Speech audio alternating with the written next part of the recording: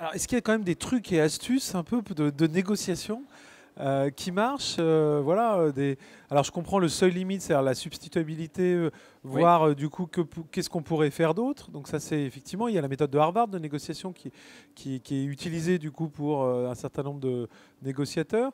Après, il y a des techniques parfois un peu psychologiques, exactement. comportementales.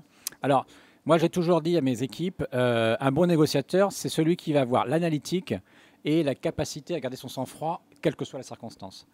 Parce qu'à un moment, qu'on le veuille ou non, même avec les enjeux financiers très importants, il va avoir une partie psychologique qui va rentrer en ligne de compte. C'est-à-dire que vous, en tant que distributeur, vous avez les offres de tous vos fournisseurs. Vous avez les marges et les tarifs de tous les fournisseurs. De la même façon, l'industriel, lui, il sait combien il va donner à Leclerc, à Carrefour, à Auchan. Et donc, il sait combien il va pouvoir vous donner et quelle capacité de développement du chiffre d'affaires vous allez faire. Donc, à un moment, il y en a un qui va te dire, voilà, je mise sur cet industriel ou je mise sur ce distributeur.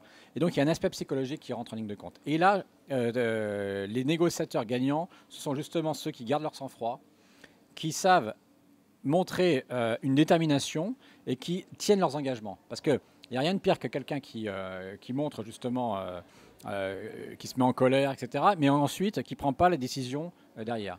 Donc très souvent, il vaut mieux avoir bien baqué son analytique, connaître exactement jusqu'où on peut aller, mesurer ce rapport de force et surtout ne être ferme sur ses décisions.